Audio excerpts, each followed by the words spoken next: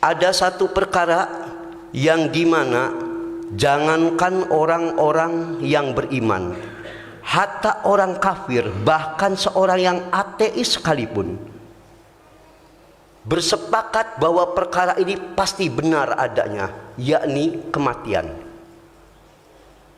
Tidak peduli apakah dia seorang ateis ataukah apalagi dia seorang beriman, pasti tahu kematian sesuatu yang tidak dapat dihindari oleh siapapun.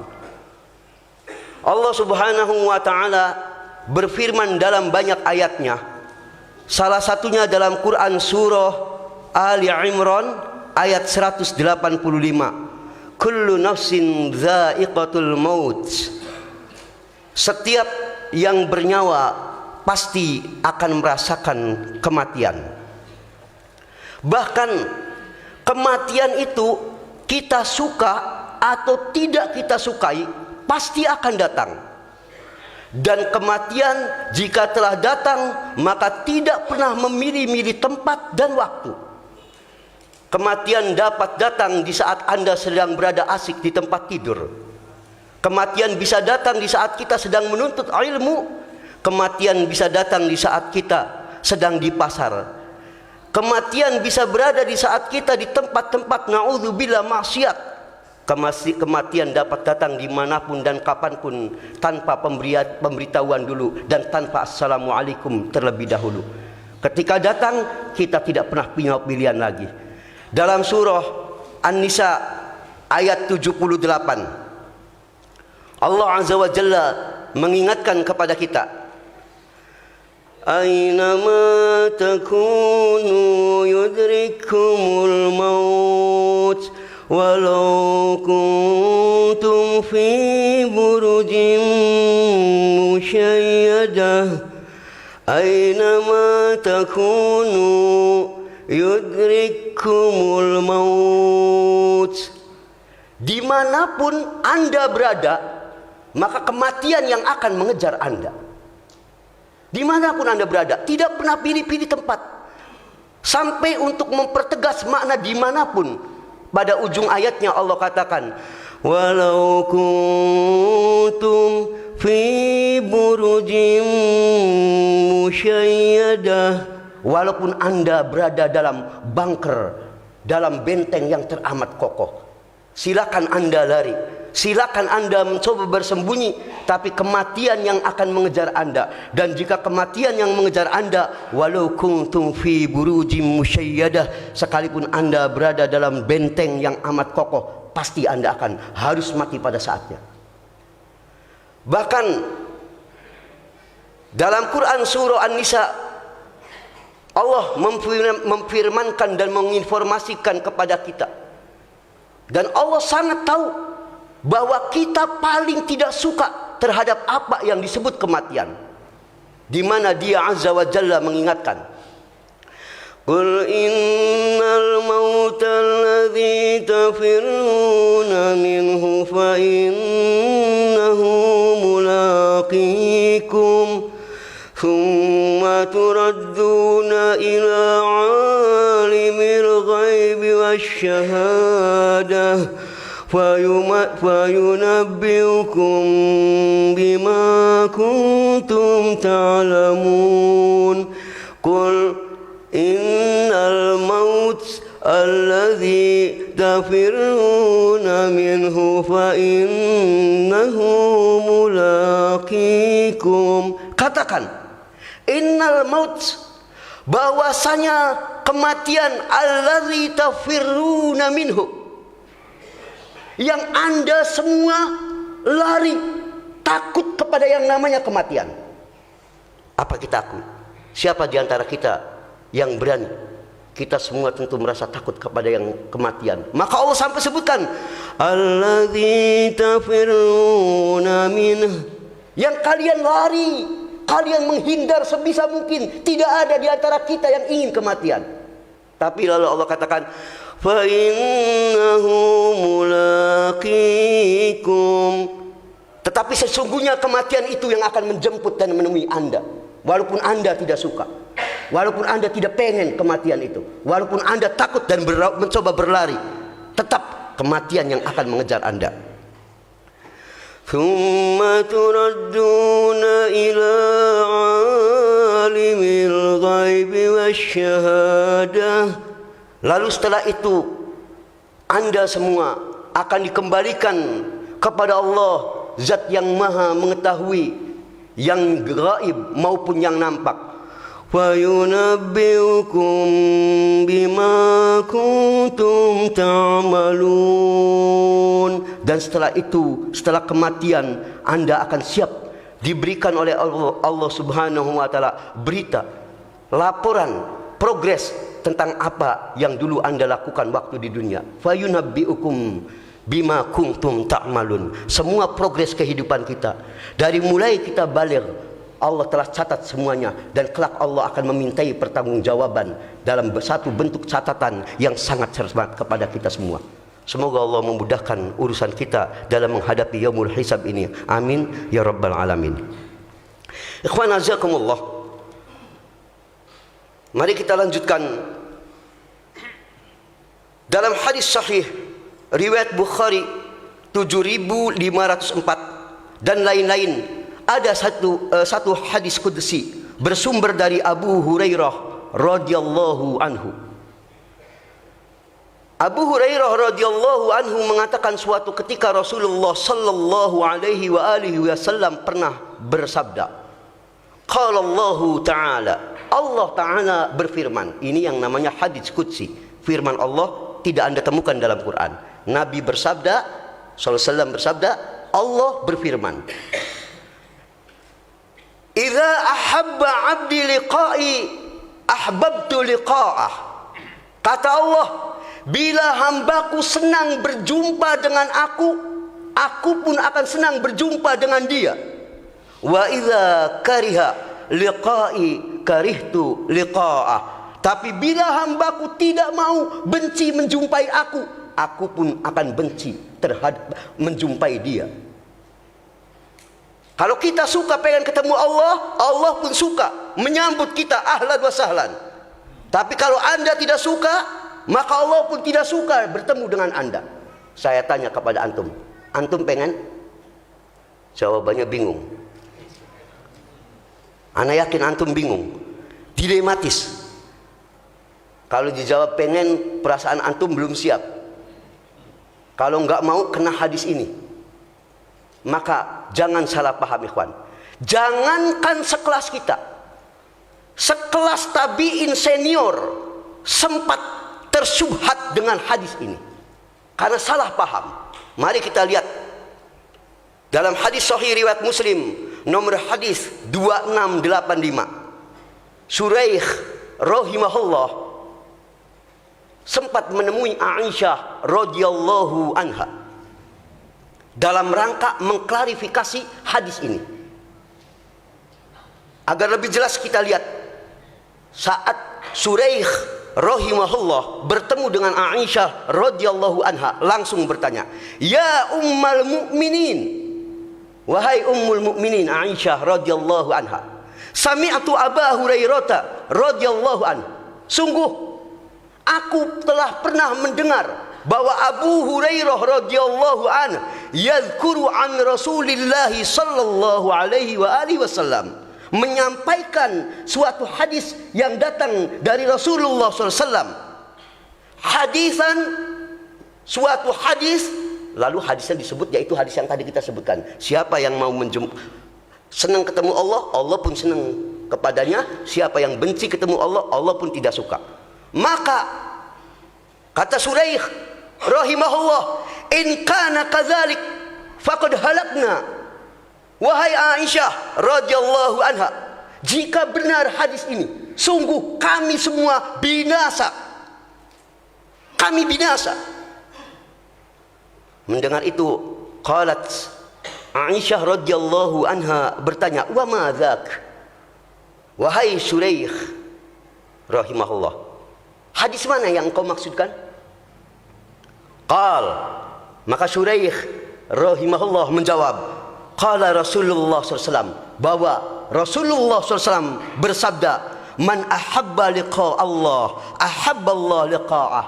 Barang siapa yang suka berjumpa, pengen cepat bertemu dengan Allah, Allah pun senang bertemu dengannya. Wa man kariha liqa Allah, karihallahu liqa'ah. Tapi siapa yang benci bertemu dengan Allah, Allah pun benci kepadanya.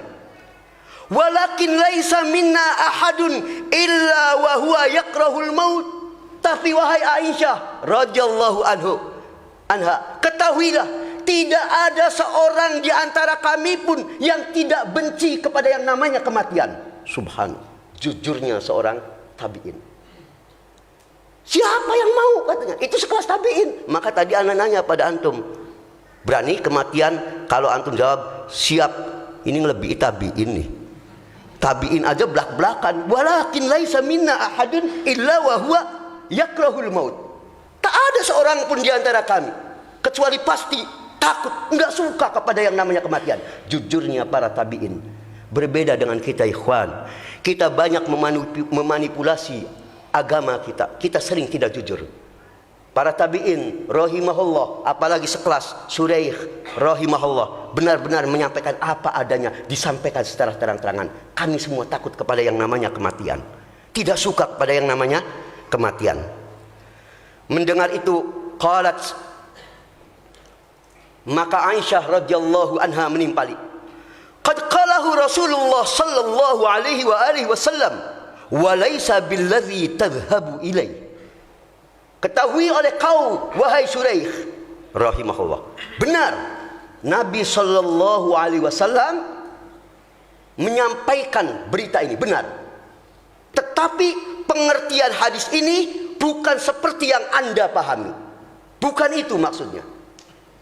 Sebelum saya lanjutkan hadis ini, ikhwan, potongan hadis ini menjadi pelajaran kita betapa pentingnya kita dalam memahami hadis. Tidak boleh tekstual. Seringkali kita memahami suatu nas tanpa kita dengan mempelajari apa perkataan para salafus shalih, bisa kita tergelincir. Dalilnya sahih, pemaknaannya tidak sahih. Dan ini nyaris dialami oleh Suraih rahimahullah sampai beliau menanyakan dulu apa maksudnya. Maka lalu Aisyah radhiyallahu anha mengatakan, benar Nabi SAW mengatakan walaisa billadzi tadhhab ilai. Tapi maksud pengertian hadis itu bukan seperti yang Anda pahami. Pentingnya kita kalau membaca nas-nas jangan langsung kita telan. Tanyakan dulu apa makna hadisnya. Walaupun hadis itu telah sahih, jangan-jangan kita salah memaksudkan pengertian hadis itu. Kita lanjutkan. Lalu Aisyah radhiyallahu anha mengatakan, walakin idza tamahal basar wa hashraja sadr wa sya'arul jild. Tapi pengertian hadis tadi yang benar adalah jika pandangan-pandangan mata telah terangkat, dada telah berdekup keras dan badan menggigil karena datangnya sakaratul maut, kematian sudah sedemikian dekat.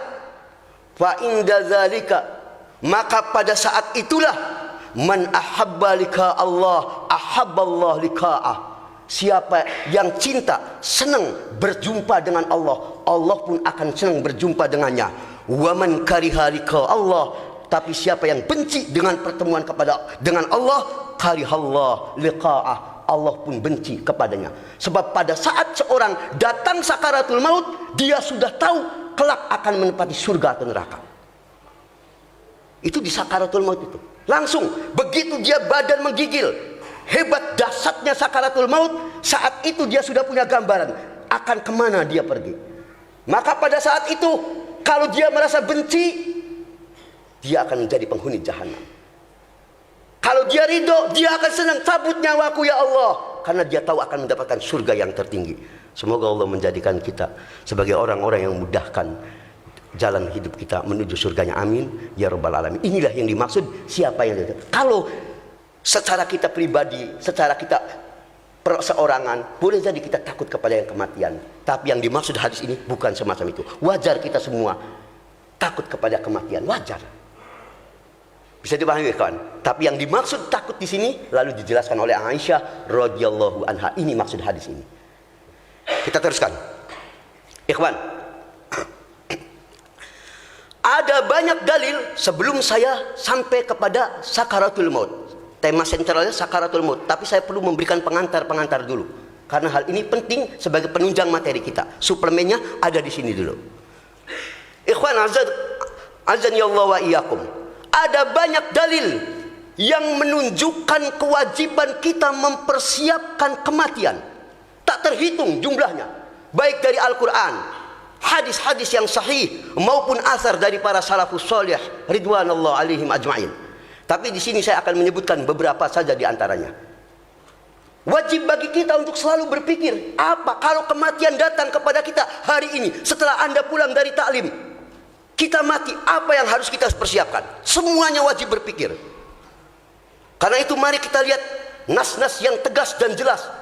Bagaimana Al-Quran berbicara tentang ini, bagaimana hadis-hadis sahih membicarakan ini, dan bagaimana asar para salafus salih membicarakan bab ini. Yang pertama, kita lihat Quran surah Al-Hasyr ayat 18.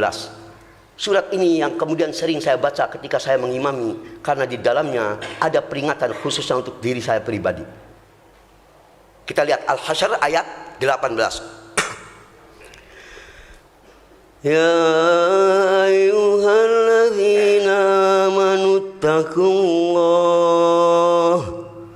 wal tanzur nafsum ma qaddamat lighad wattaqullaha innallaha khabirum bima ta'malun. Coba antum lihat. Ya ayyuhalladzina amanu taqullah. Hai orang-orang yang beriman, takutlah Anda semua kepada Allah. Wal tanzur nafsum ma qaddamat lighad. Dan hendaklah masing-masing kalian mempersiapkan bekal apa yang Anda siapkan untuk ghad, hari esok. Semua, tidak peduli Anda berpangkat, Anda tidak berpangkat, apakah Anda orang awam, orang berilmu, pejabat, konglomerat, orang melarat, semuanya enggak peduli. Wal tanzur nafsum ma qaddamat lighad. Masing-masing di antara kalian hendaklah menyiapkan bekal apa yang dipersiapkan untuk menghadapi hari esok. Siapkan semuanya, karena dahsyat. Khanazakumullah. Pada ayat ini Allah menyebut yaumul hisab, hari perhitungan, dengan ghad yang dimaksudkan hari kiamat. Hal ini disebut oleh Imam Qatadah, Ad-Dhahhak, Ibnu Zaid dan lain-lain rahimahumullah alaihim ajma'in, sebagaimana dapat kita lihat dalam tafsir Jami'ul Bayan tahqiq Syekh Ahmad Muhammad Syakir juz 23 halaman 299. Jadi pada saat Allah mengatakan ya ayyuhalladzina amanu taqullah wal tanzur nafsum ma qaddamat lighad, hendaklah kalian menyiapkan masing-masingnya lighad, hari esok. Ghad itu ghad dan besok. Yang dimaksud ghadan adalah yaumul qiyamah. Lalu para ulama mendiskusikan mengapa ketika Allah bicara hari kiamat Allah menyebut besok, seakan-akan sangat dekat waktunya. Kenapa tidak langsung disebut hari kiamat saja? Pada ayat ini Allah menyebut kiamat itu besok, bukan 3 hari lagi, bukan seminggu lagi, tapi besok. Maka untuk menjawab ini, mari kita lihat apa yang dikatakan Imam Ad-Dhahhak rahimahullah, sebagaimana terdapat dalam tafsir At-Tabari juz 23 halaman 299. Ma zala rabbukum yuqarribus sa'ah hatta ja'alaha kaghadin wa ghadun yaumal qiyamah. Kayak kata Imam Ad-Dhahhak rahimahullah, Allah senantiasa menyebut hari itu dekat. Antum lihat dalam banyak ayat-ayat Quran, iqtarabatis sa'ah wan syaqqal qamar, kiamat telah dekat, bulan pun telah terbelah. Untuk mengingatkan Anda, jangan sampai kita terlena, kita menyangka hari-hari kita masih panjang. Ingat, kiamat itu dekat. Sampai untuk menggambarkan begitu dekatnya kiamat, yang dimana saat itu Anda akan dimintai pertanggungjawabannya, Allah sampai dalam ayat ini menyebutkan ghad, besok, bukan 3 hari lagi. Bahkan Anggap kiamat itu besok, untuk menunjukkan dekatnya hari kiamat. Ini kata Imam Ad-Dhahhak rahimahullah. Allah menyebut kiamat dengan istilah ghadan, besok hari, karena dekatnya kematian dengan kita. Kita teruskan, ikhwan. Ibnu Katsir rahimahullah dalam tafsirnya juz 8 halaman 106, pada saat menafsirkan ayat tadi yang saya bacakan, Al-Hasyr, apa yang beliau katakan? Wa qaulihi ta'ala, adapun mengenai apa yang Allah firmankan, wal tanzur nafsum ma qaddamat liqad, hendaklah masing-masing kalian mempersiapkan bekal apa yang dia siapkan untuk esok hari. Maksudnya, hasibu anfusakum qabla an tuhasabu, hitung diri-diri kalian, hisablah amal-amal Anda sebelum datang hari yang di waktu itu Anda akan dimintai semua pertanggungjawabannya oleh Allah Subhanahu wa taala. Hasibu anfusakum qabla an tuhasabu, masing-masing kita hitung semuanya, apa yang telah kita siapkan apabila kematian, setelah kita ngaji kita mati, apa bekal yang telah kita siapkan. Hasibu, hitung semuanya. Wangzuru madza dakhartum li anfusikum, dan masing-masing kalian, kata Ibnu Katsir rahimahullah selanjutnya, hendaklah melihat bekal apa yang telah Anda siapkan untuk diri-diri Anda sendiri, minal a'malis sholihah, yang berupa amal-amal soleh. Bekal apa yang telah Anda siapkan? Hanya ngaji? Anda merasa GR seakan kita akan masuk surga karena kita bergelar ustadz? Tenang aja, surga begitu mudah. Demi Allah, tidak semudah yang kita bayangkan. Wallahi, masing-masing dari kita hendaklah menyiapkan semaksimal mungkin amal yang kita siapkan untuk menghadapi hari yang dahsyat ini. Ini yang dikatakan Ibnu Katsir rahimahullah. Ini dalil pertama, ikhwan. Persiapan masing-masing. Fal yang masing-masing kita ini, persiapan apa bekalnya? Masing-masing dari kita introspeksi diri.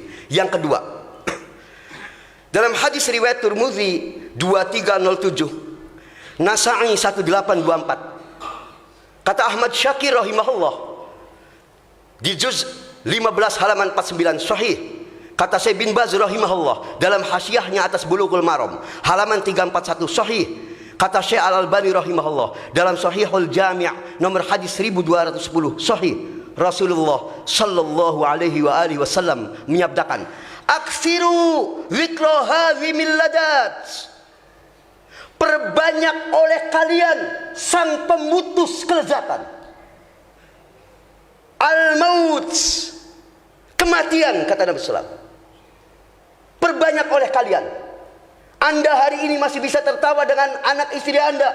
Setelah pulang ini mungkin ada di antara kita yang akan menangis. Maka aksiru zikra hazimil ladat, perbanyak oleh kalian mengingat akan kematian, sang pemutus kenikmatan. Dia adalah kematian, kata Nabi sallallahu alaihi wasallam. Ini peringatan berulang-ulang dari Nabi sallallahu alaihi wasallam, karena memang dahsyatnya kematian, bukan perkara ringan.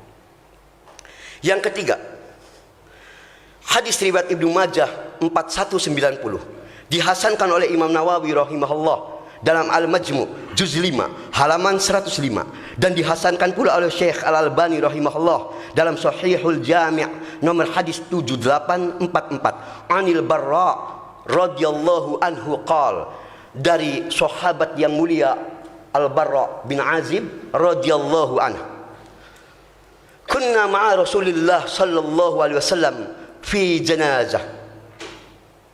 Kata Al-Barra radhiyallahu anhu, suatu ketika kami bersama Rasulullah sallallahu alaihi wasallam mengiringi suatu jenazah.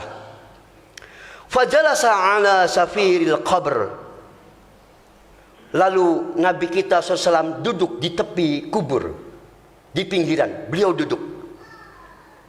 Lalu apa, ikhwan? Fabaka hatta balas sara, lalu kulihat Nabi sallallahu alaihi wasallam menangis hingga sampai tanah di sekitar beliau menjadi basah. Dan beliau kemudian mengatakan, ya ikhwani limisli hadza fa'iddu, wahai saudaraku, untuk hal yang semacam ini persiapkan diri-diri kalian. Seorang Nabi SAW menghadapi kuburan, menangis sambil mengingatkan, ya ikhwani, saudaraku, saudaraku, limisli hadza, untuk hari inilah persiapkan bekal-bekal kalian menghadapi hari yang semacam itu. Itu sekelas Rasul sallallahu alaihi wasallam. Tapi terkadang kita mengantar jenazah, kita masih sempat tertawa-tertawa di kubur. Demi Allah, bayangkan ikhwan, ngiring jenazah masih sempat kita guyonan, la haula wala quwata illa billah. Sedangkan seorang Rasul yang mulia, yang telah Allah jamin sebagai ahli surga, ketika beliau menatap kuburan, beliau sampai menangis sambil mengingatkan temannya, ikhwani, sahabat-sahabatku, limithli hadza wa a'iddu, untuk hari inilah persiapkan bekal kalian. Ini dalil ketiga. Kita terus dalil keempat. Dalam hadis riwayat Ibnu Majah 4257, Hakim 8743 dan lain-lain. Kata Ibnu Hajar dalam Al-Futuhat Ar-Rabbaniyah juz 4 halaman 51 hasan. Kata Al-Busiri dalam Ittihaful Khairul Al-Muhirrah juz 7 halaman 445, sanaduhu rawatuhu thiqat, seluruh perawinya dapat dipercaya. Dan kata Syekh Al-Albani rahimahullah dalam Sahih At-Targhib 3335 hasan rahimahumullah alaihim ajmain. An Ibnu Umar radhiyallahu anhuma, dari Ibnu Umar radhiyallahu anhuma berkata, kuntu ma'a Rasulillah sallallahu alaihi wasallam, suatu ketika aku pernah bersama Rasulullah sallallahu alaihi wasallam, faja'ahu rajulun minal ansar, tiba-tiba datang seorang Ansor menjumpai Nabi sallallahu alaihi wasallam. Fasallama ala Nabi sallallahu alaihi wasallam. Lalu pemuda Ansor ini memberi salam kepada Nabi kita sallallahu alaihi wasallam. Lalu bertanya, "Ya Rasulullah, ayyul mu'minina afdal?" Begitu bertemu anak muda ini langsung tanya, "Ya Rasul sallallahu alaihi wasallam, siapakah orang beriman yang paling utama?"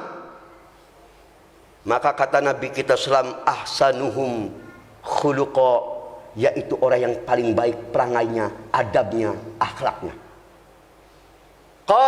Lalu anak muda ini masih penasaran, bertanya lagi, fa ayyul mu'minin aqyas, mukmin mana yang paling cerdas? Kalau pertama, mukmin mana yang paling utama? Yang kedua, siapa mukmin yang paling cerdas? Maka kata Nabi SAW, aktsaruhum lil mauti dzikran wa ahsanuhum lima ba'dah isti'dadan ulaikal aqyas. Kata Nabi SAW, yang paling cerdas adalah yang paling banyak mengingat kematian dan yang paling mempersiapkan diri bekal untuk menghadapi alam berikutnya. Itulah manusia paling cerdas, kata Nabi SAW. Orang yang telah menyiapkan, dia tahu akan menghadapi hari-hari panjang yang tak berkesudahan, maka dia persiapkan. Inilah orang paling cerdas. Dia mengerti bekalnya harus full, karena hari-hari yang akan dihadapi, hari-hari yang tak akan ada lagi berkesudahan. Inilah al-aqyas, orang yang paling cerdas, kata Nabi sallallahu alaihi wasallam. Ikhwan, kita teruskan. Kita masih belum masuk ke sakaratul mautnya, masih pengantar tentang kematian. Pentingnya kita memahami kematian, baru nanti kita insyaallah sampai pada sakaratul maut. Dalil kelima, hadis riwayat Hakim 7991 dan lain-lain. Kata Al-Munziri dalam At-Targhib juz 1 29 halaman 294 hasan. Kata Al-Haythami dalam Majma'uz Zawaid juz 10 halaman 222 hasan. Kata Syekh Al-Albani rahimahumullah alaihim ajma'in dalam Sahihul Jami' 4355 hasan. Qala li Jibril alaihi salatu wassalam, suatu ketika Jibril alaihi salatu wassalam pernah ngomong kepadaku.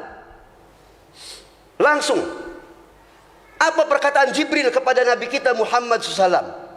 Ya Muhammad, ish ma syi'ta fa innaka mayyit. Hai Muhammad sallallahu alaihi wasallam, hiduplah sesuka Anda, karena Anda pun akan mati. Ini bahasa-bahasa yang hebat sekali. Aish ma syi'ta, silahkan Anda tempuh, pilih hidup Anda pun akan mati. Wa ahbib man syi'ta fa innaka mufariquh, silahkan kamu cintai siapa orang yang paling kau cintai, tapi ingat engkau pasti akan berpisah dengannya. Anda cinta pada anak, Anda cinta pada istri, Anda cinta pada harta, pasti Anda akan berpisah dengannya. Ini Masya Allah kawan, satu kalimat-kalimat wejangan dari langsung malaikat Jibril alaihi salatu wassalam kepada Nabi Muhammadin sallallahu alaihi wasallam. Silakan Anda pilih, Anda mau kemana hidup Anda pasti mati.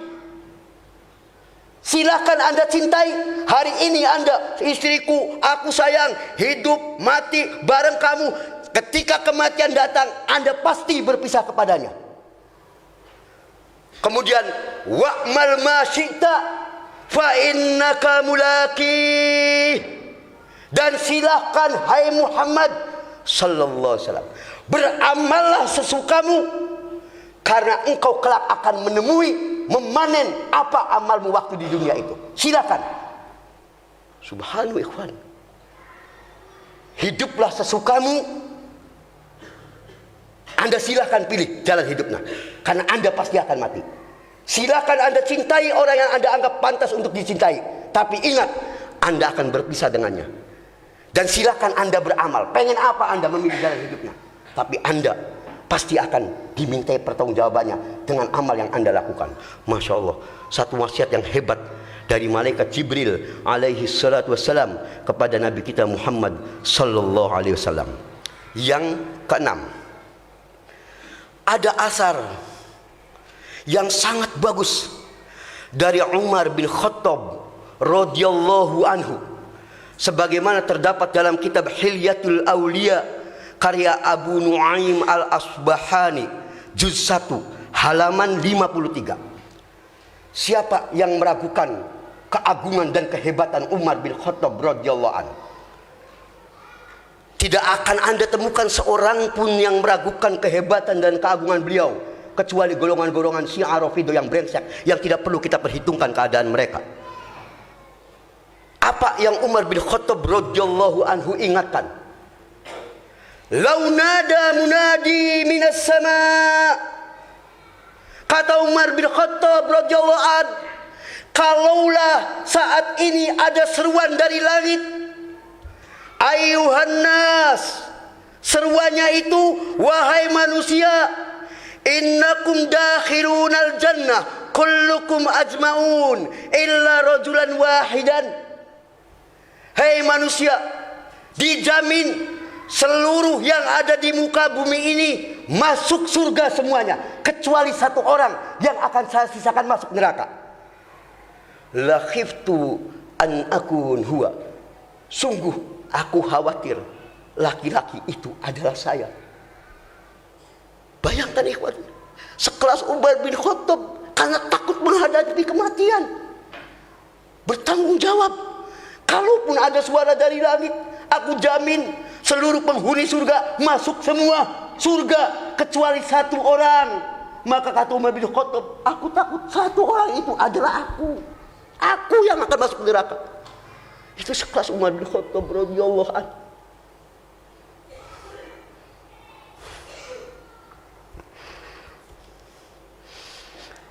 Hebat sekali. Semoga Allah merahmati Umar bin Khattab radhiyallahu anhu dan menempatkan beliau dalam surganya yang tertinggi. Pelajaran yang hebat ikhwan, sekelas Umar bin Khattab begitu takut beliau menghadapi pertanggungjawaban di hadapan Allah, sampai kalaupun dikatakan seluruh penghuni bumi semuanya masuk surga, cuma satu orang yang akan masuk neraka, tetap kata Umar bin Khattab, la khiftu, aku khawatir an akun, yang satu itu aku, bukan yang lain. Dahsyat sekali ikhwan, dahsyat sekali, bukan perkara yang remeh yang akan kita hadapi. Yang terakhir, asar dari Abu Hurairah radhiyallahu anhu yang juga masih terdapat dalam kitab Hilyatul Auliya karya Abu Nuaim Al-Asbahani juz 1 halaman 383. Salim bin Bashir bin Jahl mengisahkan, anna Abu Hurairah baka fi mardihi. Suatu ketika Abu Hurairah radhiyallahu anhu saat sakit beliau menangis. Faqilalah, maka ditanyakan, ada orang yang tanya, ma yubkik, wahai Abu Hurairah, apa yang menyebabkan Anda menangis? Karena kita tahu Abu Hurairah radhiyallahu anhu sahabat yang sangat luar biasa, kok masih nangis? Ada apa? Apa yang menyebabkan Anda menangis, wahai Abu Hurairah radhiyallahu anhu? Tahukah kita, ikhwan, apa jawaban Abu Hurairah radhiyallahu anhu? Beliau mengatakan, amma inni lam abki ala dunyakum hadhihi. Adapun aku menangis bukan karena urusan dunia ini, bukan. Walakinni abki ala ba'di safari. Tapi aku menangis karena aku tahu ala bu'di safari, perjalananku masih terlalu jauh. Wa qillati zadi, sementara bekalku untuk akhirat masih terlalu sedikit. Subhanallah. Sekelas Abu Hurairah radhiyallahu anhu mengatakan dengan tegasnya, bodi safari wa qillati zadi, perjalanan kita masih terlalu jauh, bekalku masih terlalu sedikit. Wa inni asbahtu fi su'udin muhbit ala jannah wan nar, dan aku tahu pasti persinggahanku terakhir adalah kalau tidak surga atau neraka. La adri ayyuhuma yukhadbi, sementara aku tidak pernah tahu di mana kelak tempat berlabuhku terakhir, surga atau neraka. Bagaimana aku tidak akan menangis? Aku enggak akan tahu apakah terakhir Allah akan melemparkan kita ke dalam neraka ataukah ke dalam surga. Aku tidak tahu, kata Abu Hurairah radhiyallahu anhu. Sekelas Abu Hurairah, ikhwan. Bagaimana sekelas kita? Demi Allah, kalau bukan karena rahmat Allah, tidak ada yang kita mampu. Ini sekelas Umar bin Khattab, sekelas Abu Hurairah radhiyallahu anhuma, demikian takutnya menghadapi kematian. Bagaimana mungkin kita terlalu merasa GR dan tenang? Ikhwan, hari ini saya anggap cukup. Kita belum masuk kepada materi apa, ikhwan? Ya, kita belum masuk ke sana. Insyaallah untuk sakaratul mautnya, bagaimana dahsyatnya, akan kita sampaikan pada pertemuan yang akan datang. Hari ini pengantarnya dulu, karena saya menganggap pengantarnya pun sangat penting untuk bisa memotivasi kita agar kita jangan lagi tertipu dengan kehidupan dunia. Ingat, kematian bisa datang kapanpun. Sekelas orang-orang besar, orang-orang yang mulia pun semuanya takut menghadapi kematian.